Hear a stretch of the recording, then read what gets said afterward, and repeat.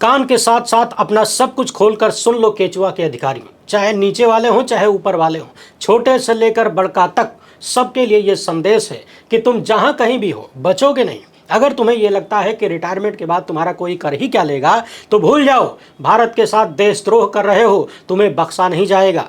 6 महीने में गहन विश्लेषण करके मैंने तुम्हारी चोरी पकड़ ली है। 100% सबूत है मेरे पास तुम्हारे खिलाफ, और यह सबूत एटम बम की तरह है। जब सामने आएगा तो चुनाव आयोग कहीं पूरे हिंदुस्तान में नजर नहीं आएगा। इस तरह की तमाम बातें नेता प्रतिपक्ष राहुल गांधी ने कहा है और सीधे सीधे चुनाव आयोग तथा उसके छोटे से लेकर बड़े कर्मचारियों तक को चेतावनी दिया है। वोट चोरी का आरोप लगाते हुए राहुल गांधी ने दावा किया है कि उनके पास 100% सबूत है वोटों की चोरी का। जी हां, ऐसा लग रहा है कि जिसका इंतजार पिछले कई साल से देश की जनता कर रही है वो दौर आ गया है। पिछले कई साल से मैं खुद लगातार इस बात पर जोर देता रहा हूं, बार बार कहता हूं कि केंचुआ चोरी कर रहा है, वो ईमानदार नहीं है। विपक्ष या तो केंचुआ को सुधारे या फिर चुनाव लड़ना ही बंद करे, क्योंकि हार के बाद आरोप लगाने से कुछ नहीं होगा और यहां वहां संवैधानिक संस्थाओं में याचिका लगाने से भी कुछ नहीं होगा। 5-5 साल गुजरते जाएंगे और काम चलता रहेगा। अब ऐसा लग रहा है कि विपक्ष को यह बात समझ में आ गई है। तेजस्वी यादव ने चुनाव के बहिष्कार करने की चेतावनी दी और अब राहुल गांधी ने केंचुआ को सुधारने यानी उसकी पोल खोलने का ऐलान कर दिया है। इस पूरे मामले पर विस्तार से बात करेंगे कि राहुल गांधी ने क्या क्या कहा है और किस तरीके से मीडिया से अपनी बात रखने के बाद 4 कदम आगे बढ़ने के बाद राहुल गांधी वापस लौट कर आए और चुनाव आयोग के अधिकारियों को, कर्मचारियों को सीधे सीधे चेतावनी दी।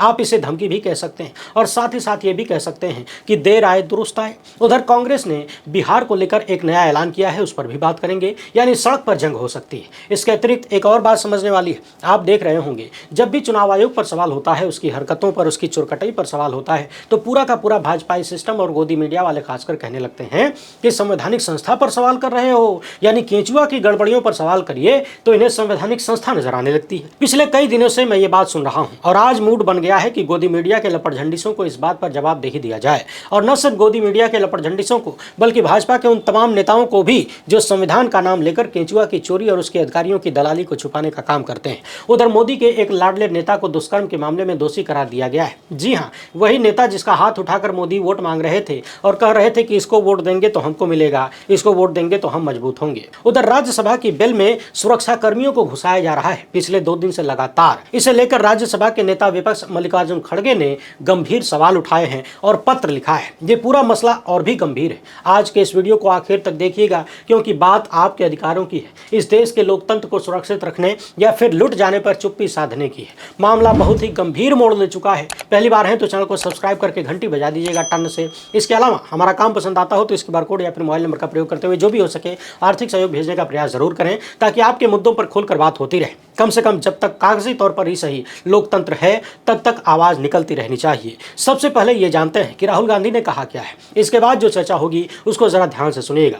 संसद भवन के बाहर पत्रकारों से बात करते हुए राहुल गांधी ने कहा कि अब हमारे पास ओपन एंड शट 100% सबूत है कि इलेक्शन कमीशन वोट चोरी कर रहा है, और ये बात मैं हल्के में नहीं बोल रहा हूँ। 100% सबूत है मेरे पास, तब बोल रहा हूँ जैसे ही ये सबूत हम रिलीज करेंगे यानी जनता के सामने रखेंगे, सबको पता चल जाएगा कि इलेक्शन कमीशन वोट चोरी करवा रहा है। किसके लिए कर रहा है ये भी जान लीजिए। इलेक्शन कमीशन ये वोट चोरी भाजपा के लिए करवा रहा है। राहुल गांधी ने कहा कि कोई संदेह, कोई सवाल अब नहीं बचा है। हमें मध्य प्रदेश में संदेह था, लोकसभा चुनाव में भी संदेह था, महाराष्ट्र में बात और आगे बढ़ गई, राज्य स्तर पर हमें लगा कि चोरी हुई है। महाराष्ट्र में 1 करोड़ वोटर ऐड हो गए यानी बढ़ गए। फिर हम थोड़ा डिटेल में गए, हमें लगा कि चुनाव आयोग तो मदद कर नहीं रहा है, तो हमें और गहराई में जाना पड़ेगा, जाने की जरूरत पड़ेगी। तो हमने अपना ही इन्वेस्टिगेशन करवाया यानी अपनी जांच करवाई। यहीं पर आपको याद दिला दें, राहुल गांधी और कांग्रेस पिछले कई महीने से चुनाव आयोग से वोटर लिस्ट मांग रहे हैं, वीडियोग्राफी मांग रहे हैं और चुनाव संबंधित तमाम डॉक्यूमेंट मांग रहे हैं, लेकिन चुनाव आयोग ने दिया नहीं। जाहिर सी बात है,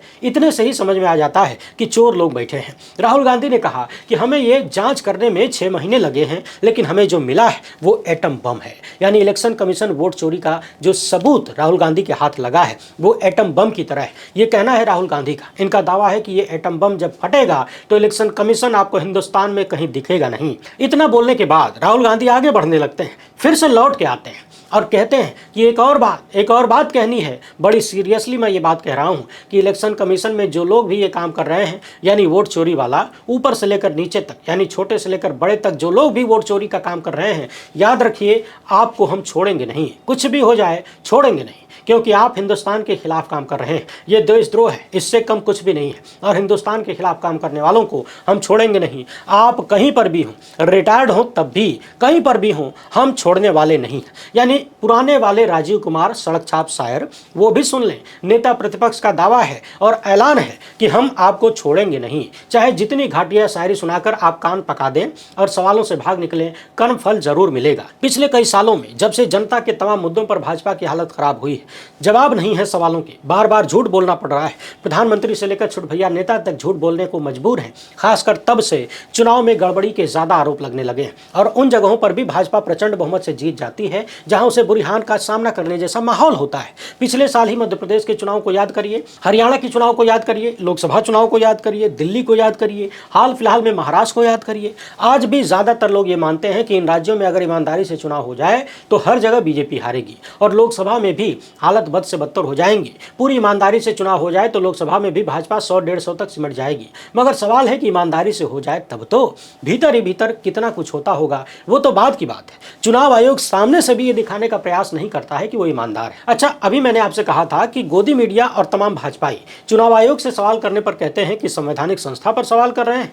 तो पहले इसी बात की बात कर लेते हैं, इसके बाद देखेंगे कि कैसे संसद भवन में बहुत सारे ढेर सारे सुरक्षाकर्मी भर दिए गए हैं और उसके पीछे का कारण क्या हो सकता है। हमने सुना है कि चोर की दाढ़ी में तिनका होता है, क्या ये वैसे ही किसी परिस्थिति के लिए तैयारी है? इस बात को लेकर कांग्रेस अध्यक्ष मल्लिकार्जुन खड़गे ने राज्यसभा के डिप्टी चेयरमैन को पत्र लिखा है और पत्र में क्या है उसको समझेंगे, मगर पहले गोदी मीडिया को जवाब देते हैं। और ये बात अंधभक्तों तक जरूर पहुंचाइएगा। विपक्ष का कोई नेता या फिर हम जैसे लोग जब भी केंचुआ पर सवाल करते हैं तो सत्ता समर्थक चिल्लाने लगते हैं कि संवैधानिक संस्था पर सवाल क्यों कर रहे हो। कमेंट में आके तमाम अंधभक्त और आईटी चल के गुर्गे लिखते हैं कि संवैधानिक संस्था पर सवाल हो रहा है। संवैधानिक संस्था शब्द का इस्तेमाल ये लोग ऐसे करते हैं मानो कोई भगवान हो। संवैधानिक संस्था का मतलब होता है ऐसी संस्था जिसे संविधान द्वारा शक्ति प्रदान की गई हो, यानी जिसका वर्णन संविधान में हो। संवैधानिक संस्था होने का मतलब ये नहीं है कि वो संस्था परम पवित्र हो गई, क्योंकि संस्था पवित्र होती है अपने कर्मों से। और कर्म कौन करता है? वहां बैठे लोग। पिछले कई सालों में हमने देखा है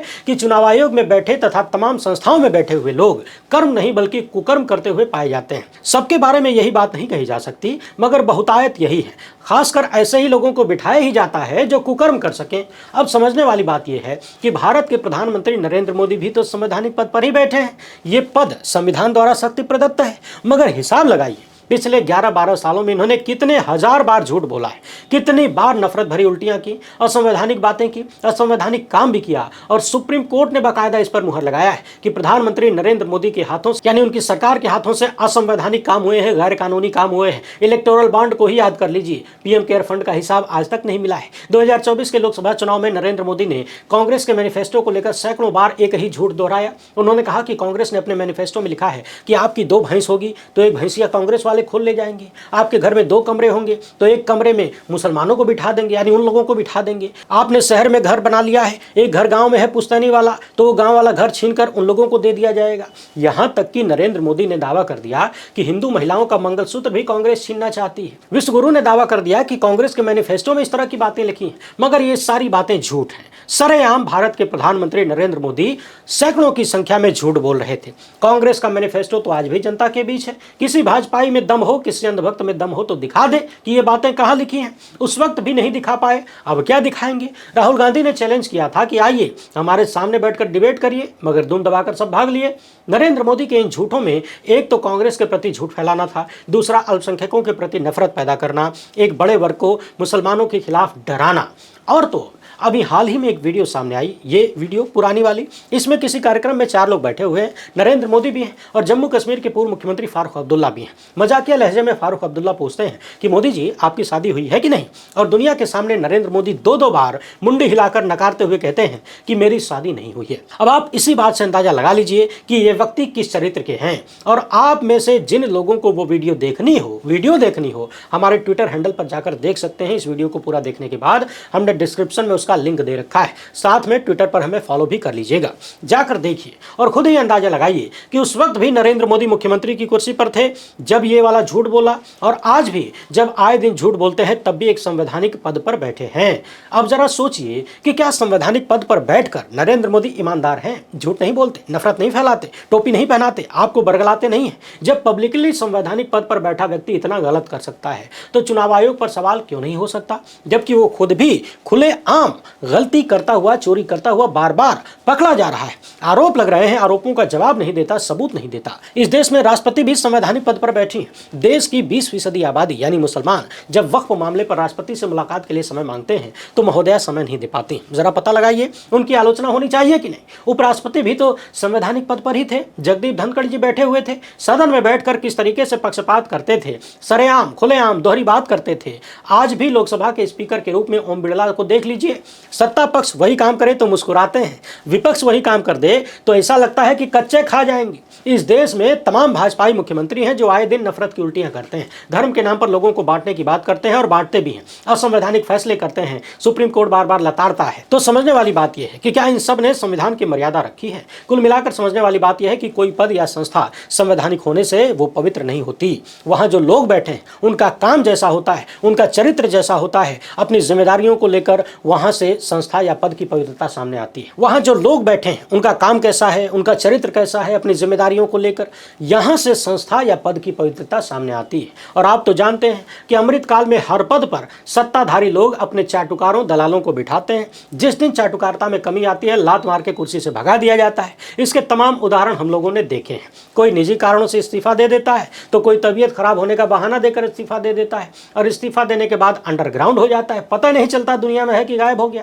केंचुआ में ही देख लीजिए, अगर इन्हें चोरी नहीं करनी होती तो सुप्रीम कोर्ट के आदेश को पलटकर जबरदस्ती अपना आदमी चुनाव आयोग में क्यों बिठाते। उधर कांग्रेस अध्यक्ष और राज्यसभा में नेता प्रतिपक्ष मल्लिकार्जुन खड़गे ने राज्यसभा के डिप्टी चेयरमैन को पत्र लिखा है और कहा है कि हमें आश्चर्य है, हम चिंतित हैं कि जिस तरीके से संसद की वेल में सीआईएसएफ के सुरक्षा कर्मियों को घुसाया गया, यानी जब संसद के भीतर विपक्ष के नेता अपनी बात रख रहे थे तो वहां सीआईएसएफ के सुरक्षा कर्मियों को घुसाया गया। मल्लिकार्जुन खड़गे कहते हैं कि हमने कल भी ये देखा और आज भी यही हो रहा है। क्या हमारे लोकतंत्र का लेवल इतना गिर गया है? ये बहुत ही निंदनीय है, आपत्तिजनक है। हम आशा करते हैं कि भविष्य में सीआईएसएफ के कर्मी सदन में उस वक्त नहीं आएंगे, वेल में नहीं आएंगे जब सदस्य जनहित के मुद्दों पर बात कर रहे होंगे। इस मामले पर वरिष्ठ पत्रकार शकील अख्तर ने लिखा है कि संसद में 4000 के ऊपर सीआईएसएफ मौजूद है, प्रेस गैलरी में भी तैनात रहती है, जो कि पहले कभी नहीं हुआ करता था। ये सारी चीजें 2 साल पहले शुरू की गई। संसद की सुरक्षा व्यवस्था को खत्म कर दिया गया है, यानी पहले से जो संसद की अलग से सिक्योरिटी हुआ करती थी वो लगभग समापन की तरफ है। उसके अफसर बेकार घूम रहे हैं। जब कोई असाधारण स्थिति होती थी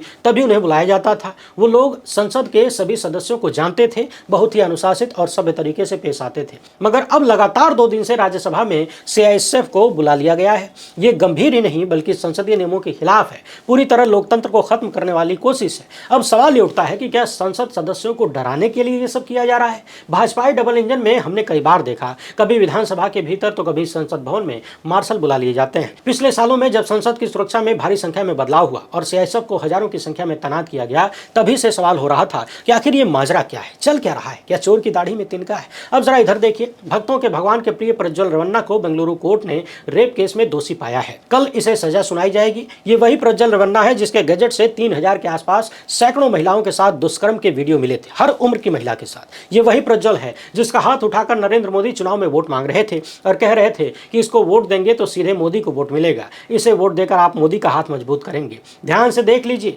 हालांकि सत्ता समर्थकों को इन चीजों से कोई फर्क नहीं पड़ता। इन बदनामियों को वो लोग तमगे की तरह इस्तेमाल करते हैं। फर्क पड़ता तो बिल्किस बानो के दुष्कर्मियों को झूठ बोलकर जेल से रिहा नहीं करवाती मोदी सरकार और उनका डबल इंजन। उधर चुनावी चोरी के मामले में खबर आ रही है कि कांग्रेस ने बिहार में सड़क पर उतरने का फैसला कर लिया है, यानी चुनावी चोरी के खिलाफ कांग्रेस पदयात्रा कर सकती है और इस यात्रा में राहुल गांधी, तेजस्वी भी शामिल हो सकते हैं। वैसे हाल फिलहाल की कहानी तो आपको याद ही होगी, जब वरिष्ठ पत्रकार अजीत अंजुम ने बिहार में चल रहे एसआईआर को लेकर तमाम फर्जीवाड़ों का खुलासा किया तो अपनी गलती सुधारने की बजाय अजीत अंजुम पर ही एफआईआर कर दी गई। उम्मीद है जब राहुल गांधी को 100% पुख्ता सबूत मिल गए हैं, चोरी का पूरा कांड उन्होंने पकड़ लिया है, तो इसके खिलाफ जल्द से जल्द कार्रवाई भी होगी, प्रयास किए जाएंगे और केंचुआ को सुधारने का काम किया जाएगा। वैसे आप इस मामले पर क्या सोचते हैं, अपनी राय कमेंट बॉक्स में जरूर लिखें। पहली बार है तो चैनल को सब्सक्राइब करके घंटी बजा दीजिए टन से। फिलहाल इतना ही, हमसे जुड़ने के लिए बहुत बहुत धन्यवाद। जय हिंद।